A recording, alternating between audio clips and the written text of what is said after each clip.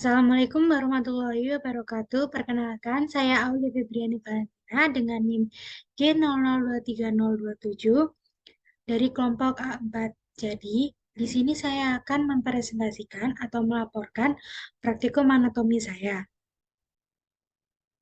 Jadi, yang pertama itu ada ekstremitas inferior, itu ada cedera ACL. Nah, cedera ACL sendiri itu apa sih?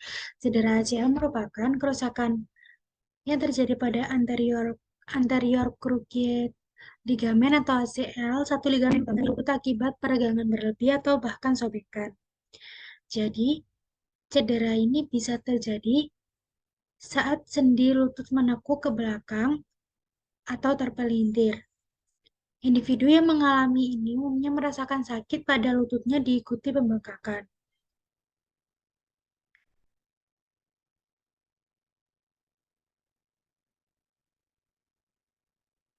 Next.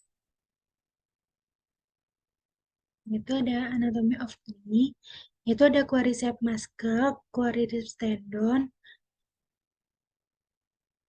Anatomy of the knee itu ada dibagi menjadi femur, patella, dan tibia, fibula.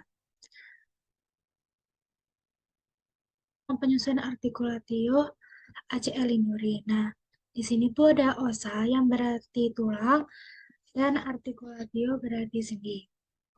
Articulatio yang terkait dengan cedera ACL adalah articulatio genus, yaitu sendi pada lutut yang dibentuk oleh dua tulang, yaitu tulang paha atau femur dan tulang kering atau tibia. Baik. Yang selanjutnya ada ligamen yang memperkuat articulatio injury. Nah, ligamen di sini tuh terbagi menjadi ligamentum kolateral tibiata, yaitu terletak di tulang kering tibia. Terus ada ligamentum cruciatum posterius atau PCL. Ligamen ini terletak di bagian belakang sendi lutut dan berfungsi untuk mencegah tibia bergeser ke belakang terhadap femur. Terus yang selanjutnya ada ligamentum cruciatum anterius atau ACL. Nah, ligamen ini tuh terletak di bagian depan sendi lutut dan berfungsi untuk mencegah tibia bergeser ke depan terhadap femur. Terus selanjutnya ada ligamentum collateral ligamen dan patellar tendon. Next, yaitu otot dan tendon yang melakukan pergerakan terhadap ACL injury.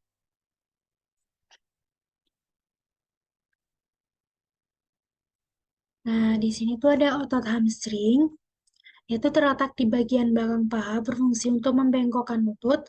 Terus ada otot quadriceps femoris terletak di bagian paha berfungsi untuk meluruskan lutut. Terus selanjutnya ada otot soleus terletak di betis berfungsi untuk membengkokkan lutut dan mengangkat tumit. Terus selanjutnya ada otot gastrocnemius terletak di betis berfungsi untuk membengkokkan lutut dan mengangkat tumit. Terus selanjutnya ada bursitis pada struktur ACL. Nah, bursitis di sini itu terbagi menjadi beberapa tipe, yaitu ada suprapatelar, ada prepatelar, terus yang ketiga ada infrapatelar dan pes azarin. Nah, bursa sendiri itu apa sih?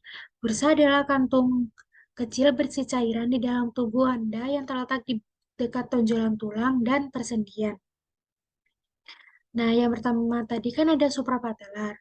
Suprapatelar ini tuh terletak di bagian anterior sendi lutut dan berfungsi untuk mengurangi gesekan antara tendon quadriceps femoris dan kulit. Terus selanjutnya ada prepatelar. Terus yang ketiga ada infrapatelar, yaitu terletak di bagian anterior sendi lutut dan berfungsi untuk mengurangi gesekan antara tendon patella dan kulit. Terus yang terakhir ada bursa aserin atau pes aserin, yaitu terletak di bagian medial sendi lutut dan berfungsi untuk mengurangi gesekan antara tendon sartorius, gracilis, dan semitendinosus. Terus yang selanjutnya ada arteri dan vena yang melewati struktur.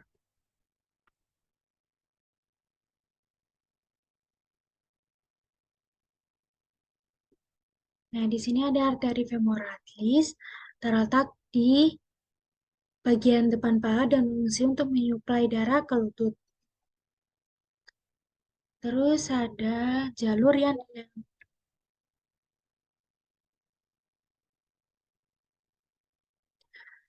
Terus yang selanjutnya ada jalur yang dilewati arteri dan vena.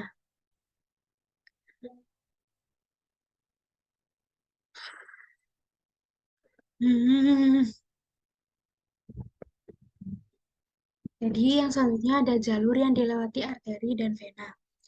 Nah, di sini tuh ada common iliac vein, terus menuju ke external iliac vein, terus ke deep femoral vein, terus ke femoral vein, terus ke descending branch of lateral circumflex femoral vein, terus menuju ke anterior tibial vein, terus ke fibular vein, terus yang ke selanjutnya itu medial branches of plantar venous arch of the foot, terus yang terakhir itu ke lateral branch of plantar venous arch of the foot. Next, itu ada struktur yang rusak akibat cedera ACL. Nah, struktur yang rusak akibat cedera ACL itu apa aja sih?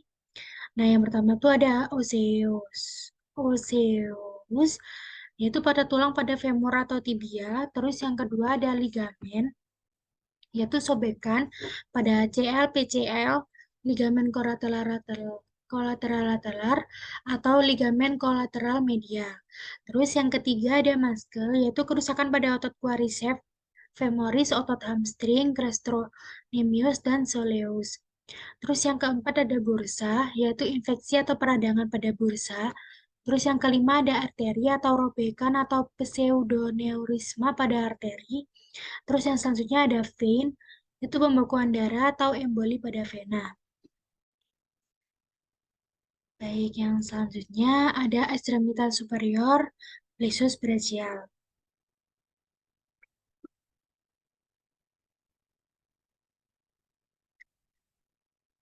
Nah, plexus brachialis itu apa sih? Plexus brachialis adalah jaringan saraf yang terletak di leher dan bahu. Dan fungsi plexus brachial ini adalah untuk mempersarafi otot dan kulit di lengan bawah dan atas. Nah, plexus brachialis ini juga berperan dalam propriosepsi, yaitu kemampuan untuk merasakan posisi dan gerakan tubuh.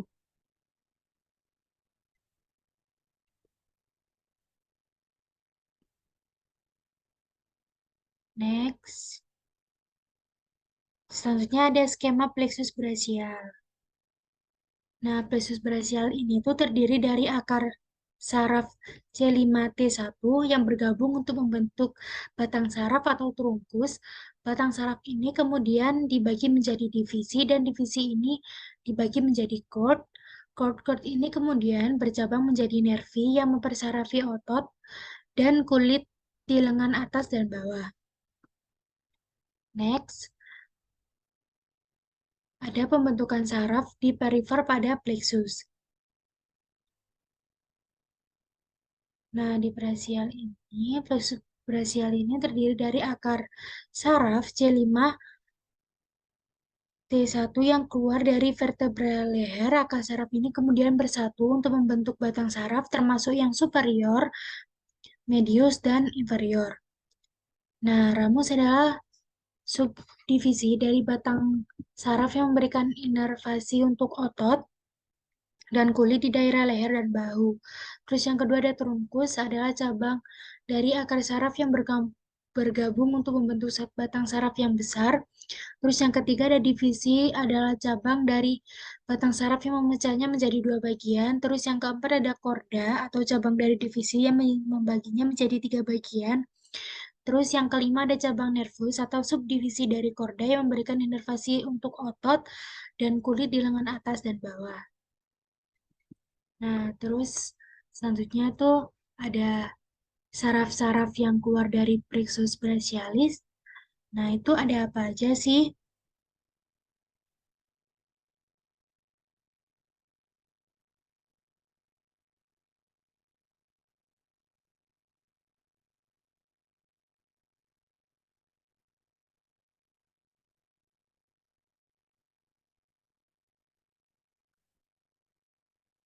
Nah, saraf yang keluar dari plexus brachial ini tuh ada roots, yaitu C5, C6, C7, C8, dan T1.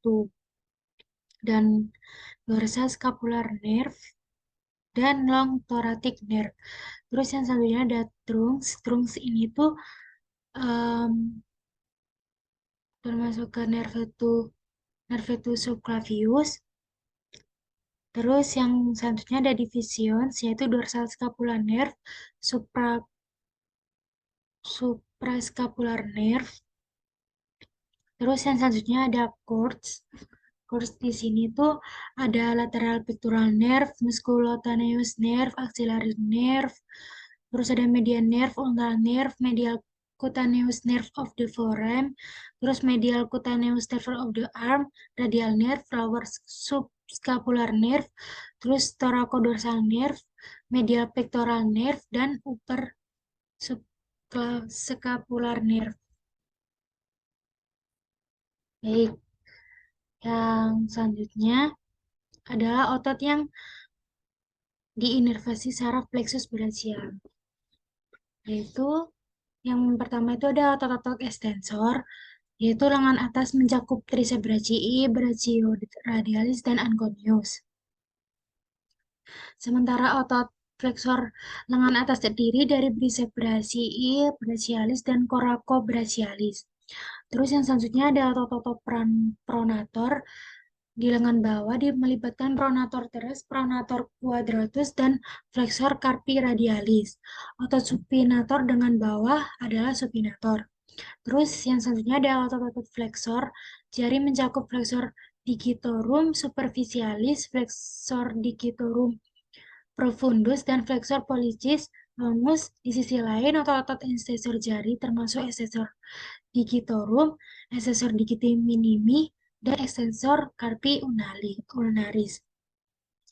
Terus yang selanjutnya ada otot-otot flexor di pergelangan tangan melibatkan flexor carpi radialis, flexor carpi ulnaris, palmaris longus, dan flexor digitorum superficialis. Otot-otot ekstensor pergelangan tangan mencakup extensor carpi radialis longus, extensor carpi radialis brevis, dan extensor carpi ulnaris. Terus yang selanjutnya ada otot-otot abduktor dan aduktor belum disebutkan dalam konteks ini.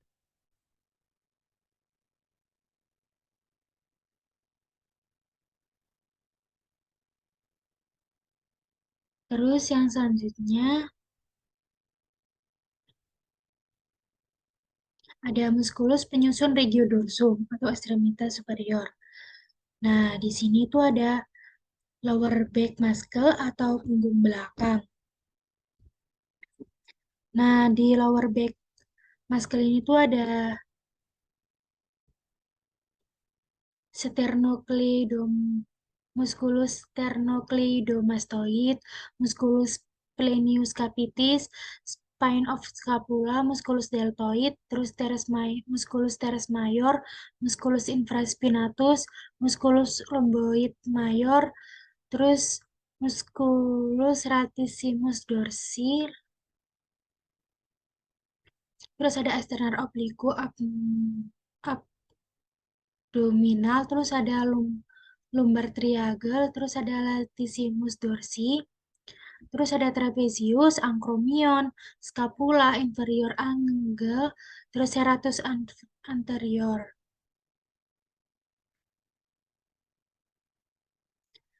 Terus di sini juga ada right longissimus serratus dan musculus serratus posterior inferior, terus musculus external oblique, musculus internal oblique, terus musculus right iliocostalis lumborum. Nah, terus yang selanjutnya pembagian saraf dan fungsi. Nah, di musculus trapezius itu origonya linea nucae superior protuberantia occipitalis eterna, ligamentum turnucae processus spinosus, terus insertionnya 1/3 lateral clavicula acromion, spina scapula, terus persarafan motorus nervus accessorius, proprioceptif C3 dan C4, terus fungsinya rotasi skapula, Saat abduksi humerus di atas garis horizontal, sabut-sabut bagian atas untuk elevasi, sabut-sabut tengah untuk aduksi, dan sabut-sabut bagian bawah untuk depresi skapula. Terus ada musculus latissimus dorsi, origonya processus spinosus dan sacrum dan crista iliaca. Terus ada coste 10 sampai 12. Insertionnya dari dasar sulcus intertubercularis osis humeri, terus persarapannya nervus thoracodorsales C6 sampai C8, terus fungsinya elevasi, abduksi, dan rotasi humerus ke medial. Terus ada musculus levator scapula. Origonya di sini tuh ada processus transversus C dan OV, terus insertionya bagian atas margo, medial scapula, terus persarapannya C3 sampai C4, dan nervus dorsalis scapula C4 dan C5. Fungsinya adalah mengelevasi scapula. Terus ada musculus rhomboideus mayor, yaitu origonya processus spinosus, insertionya margo medialis scapula di antara spina scapula dan angulus inferior, persarapannya nervus dorsalis scapula C5 sampai C4 sampai C5, terus fungsinya untuk retraksi aduksi dan elevasi scapula. Terus yang selanjutnya ada rhomboideus minor, origonya bagian bawah ligamentum nucae dan processus spinosus CV11 dan T1. Insertionya margo medialis scapula pada spina scapula, terus persarapannya nervus dorsalis scapula C4 dan C5. Fungsinya retraksi aduksi dan elevasi scapula. Terus selanjutnya ada winged scapula.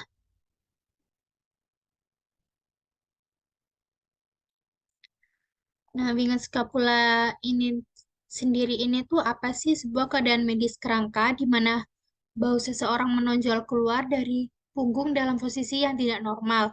Meskipun jarang terjadi, kondisi ini bisa mengakibatkan pembatasan aktivitas yang berhubungan dengan lengan atas yang berdekatan. Terus yang selanjutnya, sebab terjadinya winged scapula. Nah, kondisi scapula alata umumnya disebabkan oleh kerusakan saraf yang mengakibatkan melemah atau melumpuhkan otot-otot yang bertanggung jawab untuk menstabilkan dan mengendalikan pergerakan bahu. Baik, dan selanjutnya, ini beberapa referensi yang saya gunakan, dan begitulah dari laporan atau praktikum yang saya buat. Mohon maaf jika ada salah dan ada kurangnya juga. Terima kasih. Wassalamualaikum warahmatullahi wabarakatuh.